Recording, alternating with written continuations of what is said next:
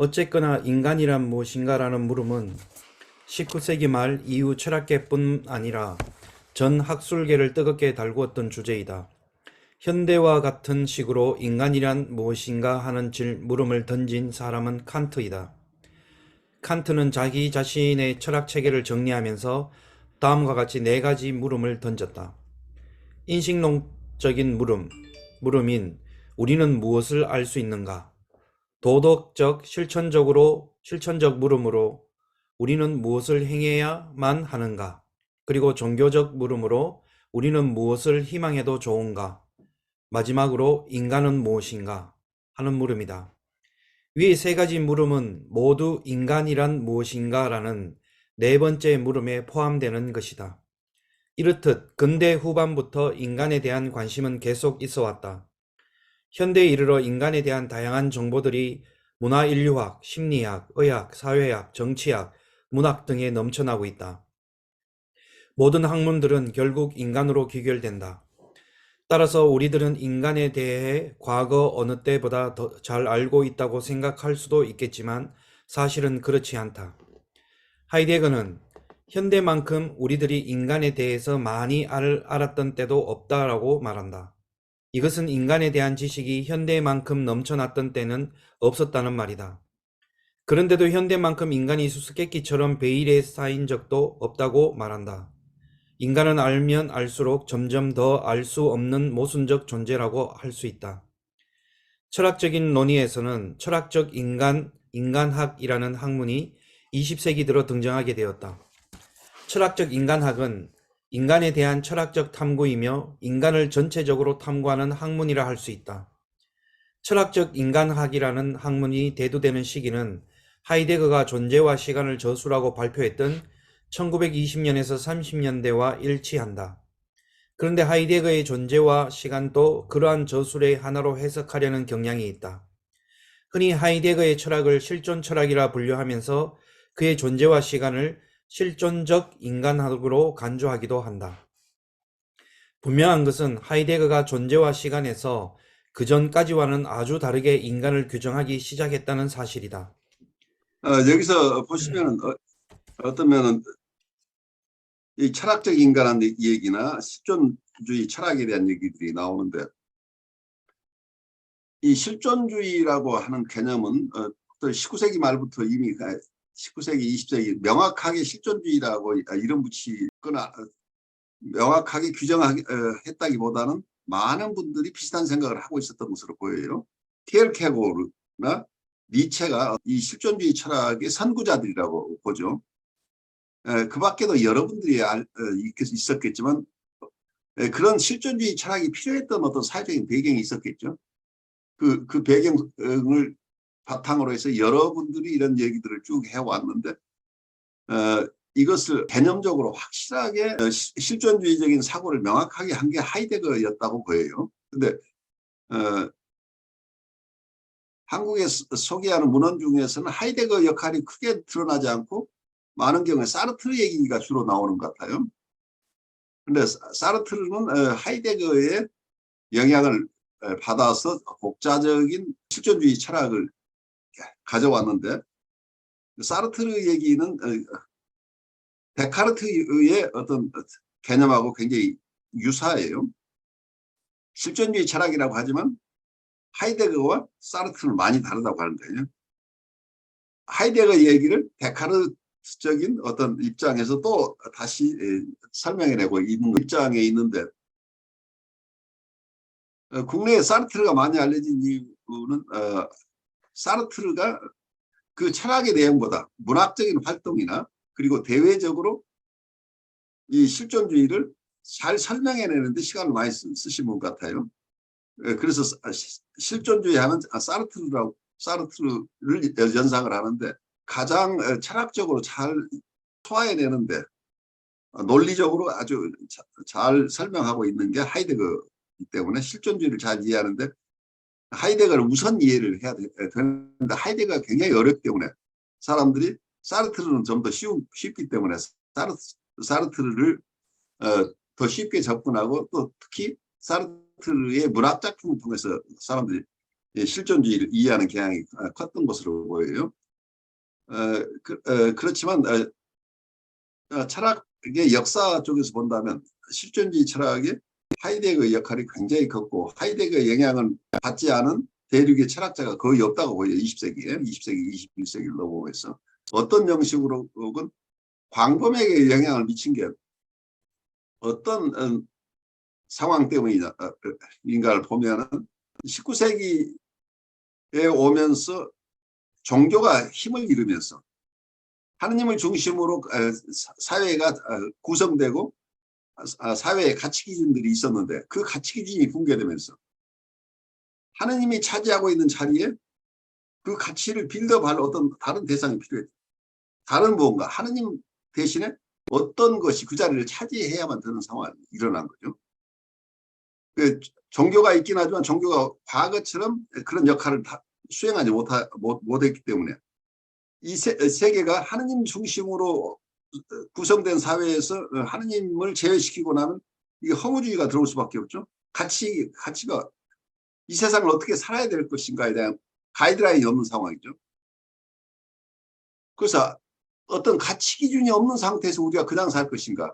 그런데 실존주의 철학자들은 무언가 새로운 가치 체계를 구성하려고 애를 쓴 사람들이라고 보이는데 이게 이 실존주의에 속하는 철학자들은 그 가치 기준이 절대적인 하나님이라는 개념을 떠나서 가치 기준을 만들려고 하다 보니까 각자 자기 나름대로의 방식으로 할 수밖에 없었다.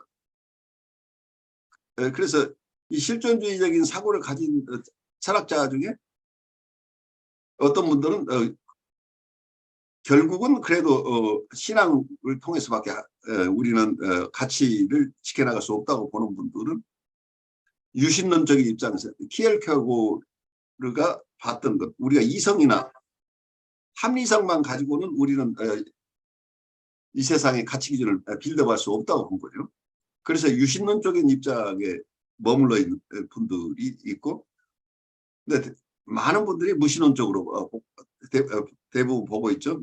무신론적인 니체가 철저하게 무신론적인 입장이 있었고, 그리고 하이데거도 무신론적이라고 일반적으로 평가를 하고 있고, 사르트르도 무신론적인 입장이, 철저한 무신론적인 입장인데, 저는 어떤 면에서 하이데거에 대해서는 의문점이 많아요. 하이데거를 무신론으로 대부분 얘기를 하고 있는데 하이데거를 깊이 들어가면 결국은 이분은 유신론을 감추고 있는 무신론인 것처럼 느껴져요. 철학으로서 그러니까 인간학 비슷하게 이게 철학적인 접근을 하다 보니까 영성을 제외한 철학적으로 가다 보면 논리적으로 계속 끌고 가야 되기 때문에 무신론적인 얘기를 하고 있는데 궁극적으로 인간을 이 가치 체계를 빌드업하는 부분까지 가는 것은 무리였던 것 같아요.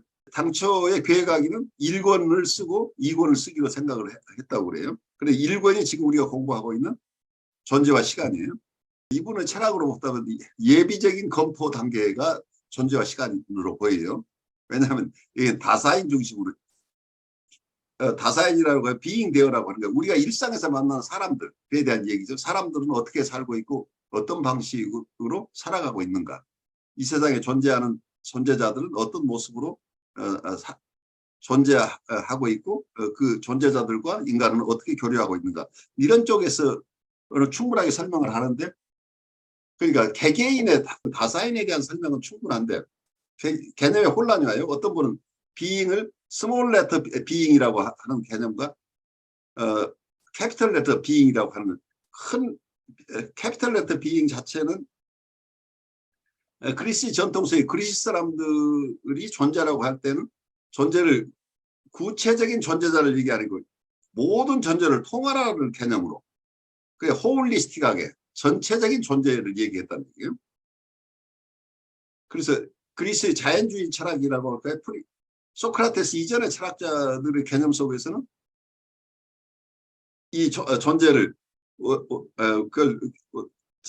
여러 가지로 설명하겠지만 우리는 물이나 불이나 흙이나 뭐 이런 몇 가지 원소로 구성돼서 이 존재 자체를 하나의 자연 철학적으로 이렇게 설명하려고 했을 때 이 존재라고 하는 것은 어떤 이 세상에 존재하는 모든 존재, 그리고 존재를 홀리스틱하게 전체적인 존재라는 것을 파악하려고 했었다고 하는 거죠. 근데 그 지점에서 어쩌면 중세 이전에는 존재라고 할 때 궁극적인 존재자, 얼티미트 비잉이라는 개념은 하느님이라고 봤던 부분이죠.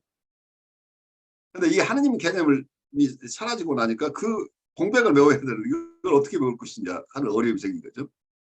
그러니까 우리가 어떤 존재자가 그 존재자인 것으로 우리가 파악할 수 있는 것은 어떤 눈에 보이지 않는 존재자를 존재자로 알 수 있도록 하는 것이 존재다. 이런 아주 복잡한 개념이 나오는데, 이 존재자가 왜 존재냐, 이 사람을 왜 우리가 사람이라고 부르냐, 이 사람의 본질이 무엇이냐 할 때 이제 이런 존재의 개념을 파악하는 것은 굉장히 어려운 개념이죠. 그러니까 그리스 사람들이 얘기했던 홀리스틱한 전체로서의 존재라고 하는 개념을 캐피털 비잉이라고 본다고 한다면, 이 전체를 통과라는 의미의 비잉에 대한 설명이 충분하게 일어나지 않고, 그러니까 여기서 하이데거를 연구하는 철학자들의 얘기를 들어도 굉장히 어려워요. 왜냐하면 철학자들마다 하이데거를 연구하는 연구자마다 하이데거가 얘기한 비잉에 대한 파악을 각자 나름대로 하고 있어요.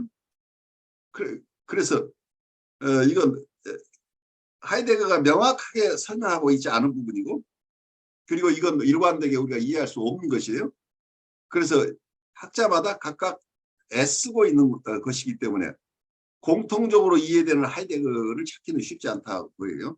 그래서 거기에 대한 우리의 탐구는 우리 각자의 몫이에요. 결국 실존주의라고 하는 개념 자체가 어떤 선입견을 가지고 바라보지 않아야 된다고 하는 거니까. 각자 아까 봤듯이 푸설은 브렌타노 선생님의 얘기를 발전시켰지만 브렌타노를 넘어서면서 현상을 형성한 거죠. 또 하이데거는 후설의 영향을 받았지만 후설을 딛고 일어나서 자기의 실존주의 철학을 완성한 거죠. 그래서 이러한 흐름, 어떤 면에서 모든 과학이 그 온고이지시라는 개념에서 과거의 것을 넘어서서 새로운 것을 한다고 하는 점 같긴 한데, 가장 철저하게 어떤 학파에 있거나 보통 어느 학파에 있으면 그 학파의 기본적인 어떤 강령 비슷한 것, 기본적으로 서로 공통되는 부분이 있는데, 이 실존주의 철학만은 어떤 공통적인 부분이 있긴 한데 그것이 굉장히 애매하고 모호하게 해서 각자가 실존주의라고 하면 어느 것이 실존주의이고 어느 것이 실존주의 아닌 것을 구별할 기준도 없다는 얘기 맞잖아요. 그 명료하지 않다는 얘기예요. 그래서 실존주의라는 이름 하에 많은 사고가 자유스럽게 펼쳐지고 있다고 우리가 이해하는 게 좋을 것 같아요.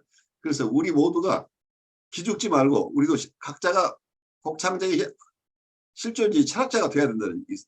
제가 여러분들하고 이 과목을 같이 공부하는 이유가 저도 철학자가 아니니까, 저는 정신분석을 공부한 사람 입장에서 이 철학을 소화하려고 애를 써왔는데, 여러분은 또 영성가로서 또 여러 분야의 전문가로서 각자 입장에서 이 하이데거가 하는 실존주의적인 어떤 이야기들을 그 얘기를 토대로 여러분 나름대로 자유스럽게 사유를 펼쳐나가야 되는, 이게 실존주의적인 태도라는 얘기예요. 선생님의 얘기를 그대로 받아들인다고 한다고 그분은 이미 실존주의를 떠났다는 얘기예요. 그래서 제가 무슨 얘기를 하건 여러분은 제 얘기를 듣긴 하되 거기에 매이지 않고 여러분 나름대로 생각해야 된다. 이게 실존주의의 전통이라는 얘기예요. 그래서 우리가 얼마나 자유스러운 사유를 할 수 있느냐가 여기서는 굉장히 중요할 것으로 보여요. 기존의 어떤 것에 매여 있다고 한다면 우리가 실존적인 어떤 삶 자체에 실패한다는 얘기예요. 어떤 면에서. 근데 이제 여기에 함정이 있는 것으로 보여요. 또 한쪽에서는. 이게 강점이긴 한데 약점은 도덕성을 얘기를 하는데, 아까 사르트가 실존주의 철학을 얘기를 하니까 사람들이 굉장히 비판이 있었는데 그때 그럼 니들은 네 하고 싶은 대로 하는 게 그게 도덕이냐? 나는 어떤 얘기를 하니까 자기를 변호하기 위한 어떤 글들을 많이 썼어요. 내가 결정한다는 것은 나만을 생각하는 것이 아니고 인류 전체를 생각하면서 내가 하는 결단은 인류 전체를 위한 결단이다. 이런 개념으로 나와 전체를 연결시켜서 도덕성을 부여하려고 애를 쓰고 있어요. 그러니까 내가 어떤 행동을 한다는 건 나는 이 사회 전체하고 관련되는 나로서 판단하기 때문에 나의 판단은 이 인류 전체에 대한 판단이다. 그만큼 그래서 도덕성이 내가 갖추어야 된다. 그래서 도덕성을 강조하는데 굉장히 합리적인 얘기 같은데 궁극적으로 어떻게 돼요? 내가 판단하는 게 인류를 위한 판단이다. 그러니까 결국은 독선으로 갈 가능성이 구석에 숨어 있다는 거예요. 그래서 이 함정을 우리가 잘 이해해. 그래서 가치 체계의 붕괴로 이어질 수 있는 가능성이 어떤 실존주의 철학자에게 가장 근원적인 이슈라고 보여요. 모두가 가진 가치가 다 자기에게서는 절대적인 가치라고 얘기하고 이것은 내가 판단하는 것은 전 인류를 위한 것이다라고 우기는데 그게 현실이라고는 전혀 동떨어질 가능성이 있기 때문에 어렵다는 얘기예요. 그래서 이런 부분에서 어떤 면에서는 하이데거가 1930년대 나치 독일이 가지고 있었던 국수주의적인 나치즘을 비판하지 않고 나치 당원이 됐다고 하는 거다 보니 우리가 오버랩 되기 때문에 이 부분에서 순수 철학적으로만 갔을 때 실존주의 철학이 가지고 있는 그 함정에 하이데거도 빠진 게 아닌가 하는 이런 아주 큰 질문을 우리가 던질 수밖에 없는 거죠. 그러니까 가장 고매한 철학자가 어쩌면 가장 반인류적인 나치즘에 합류했다고 하는 것 자체가 여기에서 이 철학 안에 숨겨져 있는 함정을 우리가 봐야 된다고 하는 어떤 필연성을 우리에게 제기하고 있는 것으로 보인다는 얘기예요. 그래서 여러분들은 하이데거하고 다른 입장에서 그 자유스러운 사고를 하는 이 틀, 실존주의 철학의 틀 자체는 굉장히 중요한 도구인데 이거 자체가 전체라고 우리가 착각하면 또 큰 어려움이 각자 나름대로 독선에 빠져버릴 수도 있다는 거죠. 왜냐하면 여기에서는 어느 것이 실존주의라고 하는 것에 대한 데피니션이 명확하지 않기 때문에 그리고 이분들이 얘기하는 도덕성이라는 것도 결국은 실존적이라고 하는 것은 각자성을 중심으로 각자의 독립된 판단 그래서 각자의 프리윌이라고 하는데 자유의지를 가지고 선택, 초이스를 한다고 하는데 그 속에 그 윤리성을 어떻게 확보할 것인가가 가장 큰 이슈라고 저는 보여요. 우리가 계속 공부해 나가는 과정 속에서 제가 느끼는 걸 나눠드렸어요. 여러분의 생각을 돕기 위해서.